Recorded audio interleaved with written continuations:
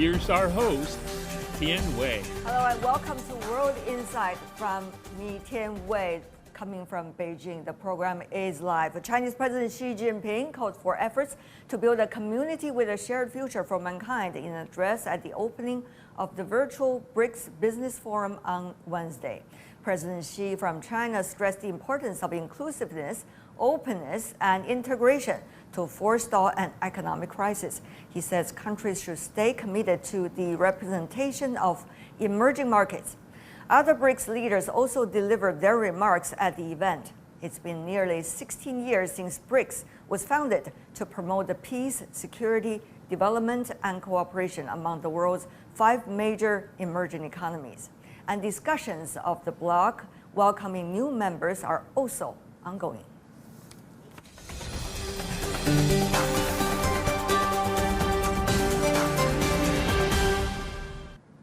For more on the BRICS summit and also the business meeting related to it, joining us in Beijing, Alessandro Teixeira, an IFF board member, also former Brazilian Minister of Development, Industry and Foreign Trade. Rong Ying, Vice President of CIIS, the China Institute of International Studies, also joining us from Beijing. Thank you so much, gentlemen, for joining us. Now, thank you. The business meeting of the BRICS economies wrapped up on Wednesday. Well, we are focusing now on what different parties are saying. In the address by the Chinese side, Mr. Rong, the Chinese has been talking about the peace and stability through dialogue. Now, given the recent geopolitical crisis, what do you see behind these words, reading in between? Well, indeed, I think the keynote speech by President Xi has not only posed the most, I think, important question for today's world, that is, where this world is going. It is from peace or war. It's going from development or recession. Where it's going from openness or isolation and cooperation and confrontation. I think President Xi in his speech gave them a clear answer. The answer to these questions is cooperation, collaboration, openness and inclusiveness. And China, as one of the emerging economies and the largest developing countries, is ready to work together with other counterparts, emerging economy developing countries, and to promote the idea, the community of shared future for mankind with concrete actions. Okay. I think that is the main message President Xi sent out in his speech. All right, let's talk about some of the concrete actions since Mr. Rong touched on that. Minister Teixeira, tell me more about your assessment, how those words are likely to be translated both in the business and trade cooperation among the BRICS economies and later at the BRICS summit, which is tomorrow. I think it's a very important message that President Xi Jinping delivered today, showing the future what China expects from BRICS.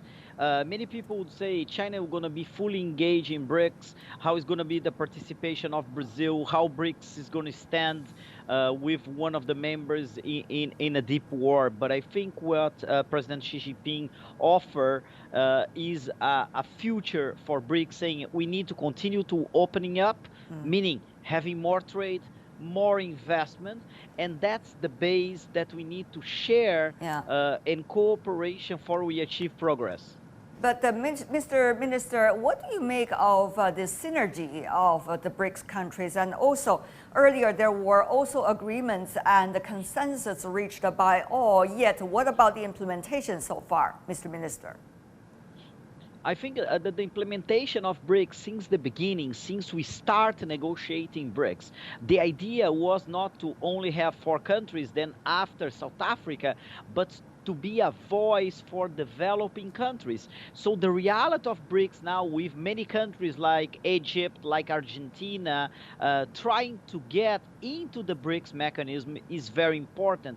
I see the future, as you said at the beginning, 16 years, I think BRICS is mature enough to welcome new countries. And I think, again, BRICS was made as a cooperation mechanism where countries, especially developing countries, that respond for each day for a bigger and bigger part of the world GDP, they can communicate, they can cooperate, and more than that, they can help each other to achieve development. One of the issues, Mr. Rong, that the emerging economies and the world is facing is inflation. And as a result of that, the Chinese leader talked about the responsible economic and trade policies coming from the developed economies. And also, he called upon emerging economies to develop so that eventually it could contribute even more to the global governance. Now, Mr. Rong, what do you make of the imminent, it seems, a threat that the world is facing right now, the inflation and possibly some economic crisis ahead?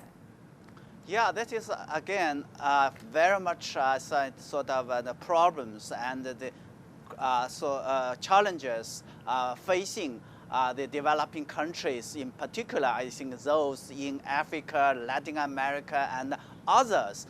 And as we know that the COVID-19 has been raging on for more than 2 years, and the world economy, the recovery economy, has been slow and not as sort of well as expected. And the unfortunate thing is that the developed countries, the United States in particular, their microeconomic policies has complicated this, the prospect, the process. That's why I think it has undermined, this damage, create a lot of problems for developing countries.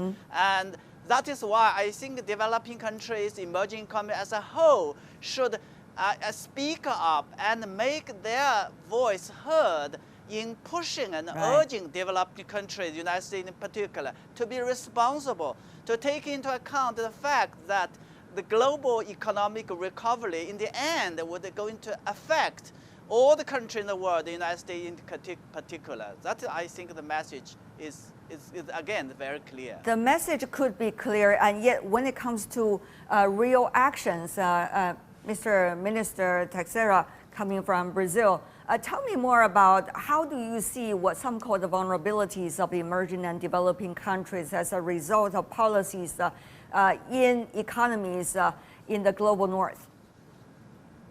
I think this COVID-19 has raised a lot of old issues that we know in developing countries. We are talking about inflation. Inflation is a huge problem, not only for developed countries, but also for developing countries. But we need to look deeper on this issue, and this issue of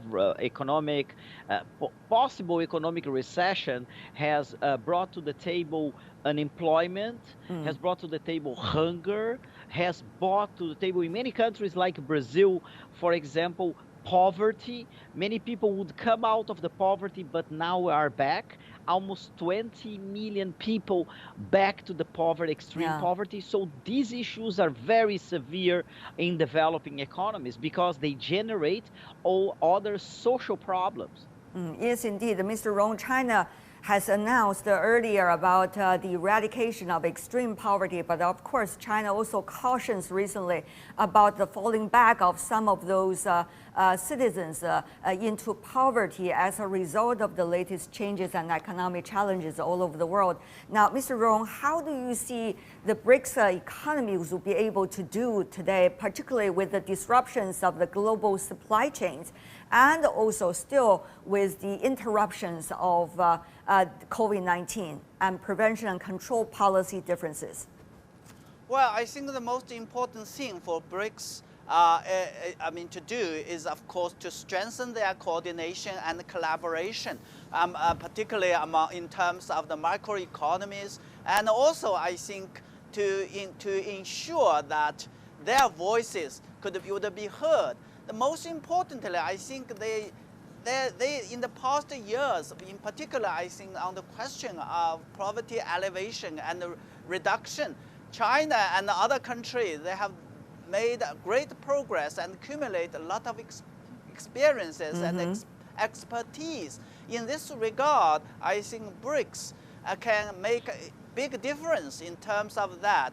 But the more importantly, I think as the developing country in general are facing more and more challenges in terms of poverty caused by food, security, energy issues, I think they can also work together in terms of providing assistance, and also I think working together in pushing the agenda on the international conferences like that.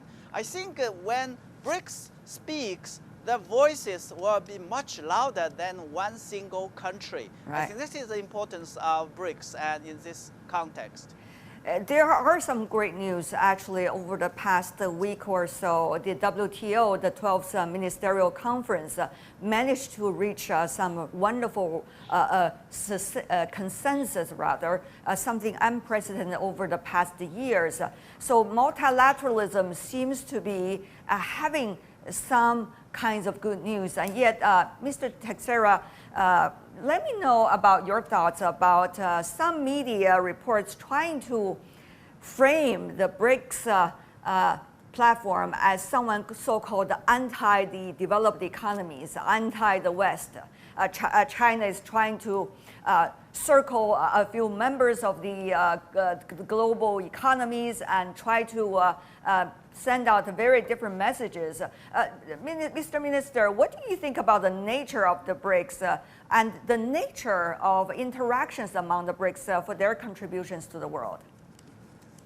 Yeah, that's a very good question, Chen. When I was in the Brazilian government when we start the discussions about BRICS, and the seed and the nature of BRICS was always a platform for large developing economies. In the case was Brazil, Russia, China, especially in India, to have a better voice and also to coordinate their policies, because they represent the largest emerging economies in the world, and later on South Africa. We always thought that BRICS should have the voice and lead the voice of developing country, because although we defend and support multilateral institutions, we believe that every single voice needs to be heard. And when those powerful developing economy comes together, the voice, as Professor just mentioned, is louder. So that's the first thing. And the second important element is that we, as BRICS, we don't have an anti-Western. Many countries of the BRICS, especially Brazil, represent Western culture. Certainly, I understand this argument when it comes from United States, because, of course, when you have all these powerful developing economies united in a goal, we can have controversial issues. So definitely we are not anti-Western. What we are is pro-development, pro-developing countries. We believe that we have the right to develop our economies, to improve the quality of life of our citizens, and that was why BRICS was created. China has always been advocating the world is not one bloc after another, that is rather a Cold War mentality. How do you think, Mr. Rong, China is implementing that on the platform of the BRICS interactions? I think in this regard, I have to call upon, I recall that 5 years ago when China was hosting the BRICS summit in Xiamen, I think President Xi put forward the idea, the BRICS plus development model, indicating that in addition to the BRICS sort of cooperation and collaboration, they also call upon with other developing countries, and more importantly, with international development institutions and other sort of institutional organizations and even private sectors. So this is exactly the idea that I think the spirit of the BRICS, that is calling upon openness, inclusiveness, vis-a-vis the idea of code mentality and forming a kind of exclusive group against the other countries. I see. So we have a BRICS model, we have a BRICS plus development model, which I think now is making a difference gradually, and it will be in the days ahead. Yes, indeed. We are seeing the BRICS summit coming the next day on Thursday, Beijing time. Your final words, very briefly, from both of you.